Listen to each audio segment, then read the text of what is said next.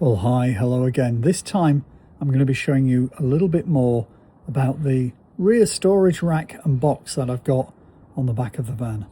I probably should have done this when I was somewhere where I had a little bit more space than I have here between the garage and the back of the van, sort of parked down the drive. But that is the rear rack and the storage box that I got from a place called APW Motorsports in Barnsley. Andy there, very easy to talk to. Ask him any questions you've got and he'll be able to give you his advice, recommendations.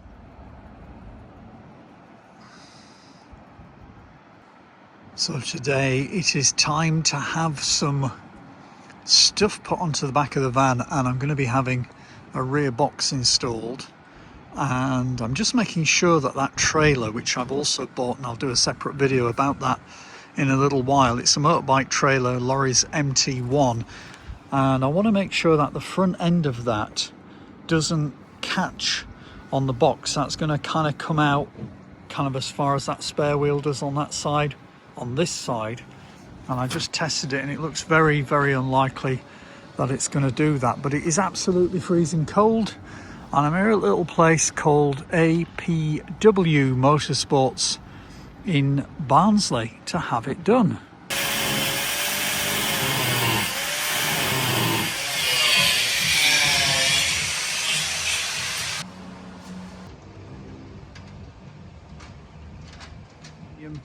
And they literally did it the next day for me. So I rang up and said, have you got one of these racks and boxes in stock? They said yes. I said, when's the soonest you can do it? They said, well, bring it in tomorrow. So I did, and he had it done within a couple of hours, maybe 2.5 hours, something like that.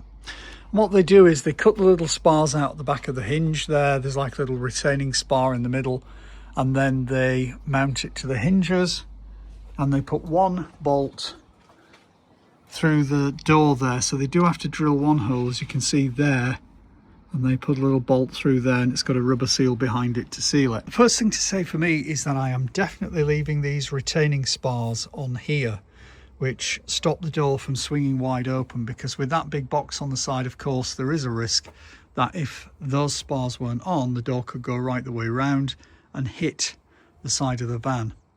Now, these are the little spars that they cut off here, and they would normally bridge across to there, and you can sort of see the back end of that one and that one that he's folded in there. So you probably need to keep a check on those, make sure they don't go rusty, and perhaps paint them after a while.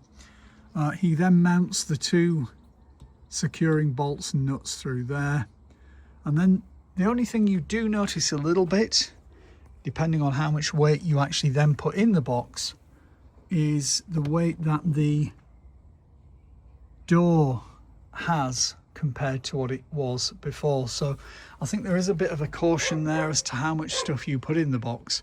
Now let's take a look at how it locks. It's got its own lock in the middle there, which is what I sort of had as I left APW Motorsports. Andy gave me the key for that, so we'll open that lock. And I also added a padlock there, because this little mechanism inside comes as part of the handle kit that he installs, so you can then just put a little lock in to make it doubly secure. So let's open it up.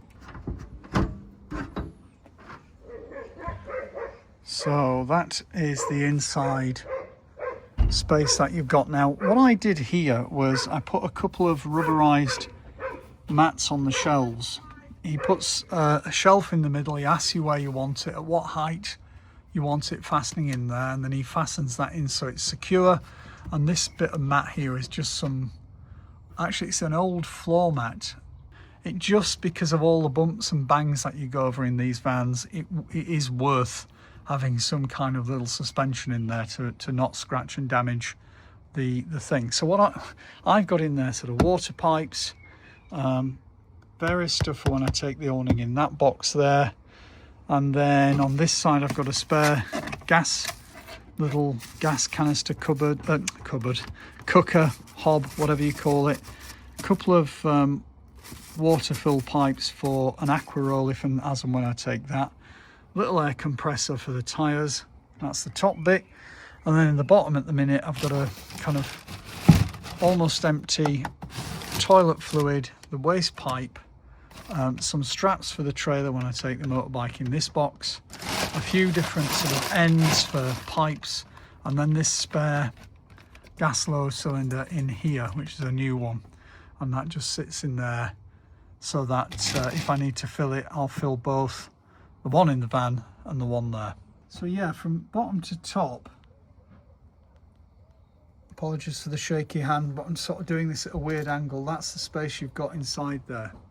So quite a lot of space, you can get a lot of stuff in there, but again, just be mindful of just how much weight you can put in there. Then if you did want to fasten anything to that upper plate which sits above the box here, you can buy these additional different types of attachments that allow you then to put straps on them, like sort of ratchet straps or bungees or whatever.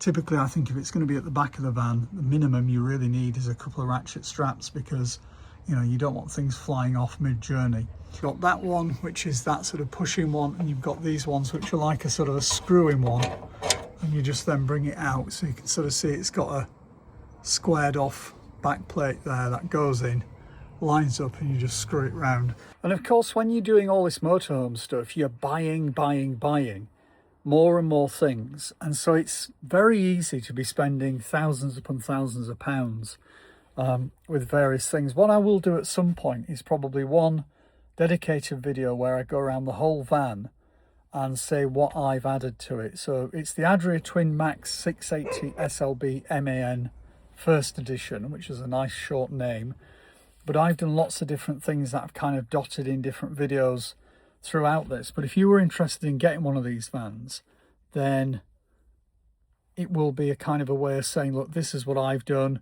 it's improved it in this way, and if you want to do it, this is roughly what it's going to cost. I might do a little video like that. If it's helpful, let me know in the comments.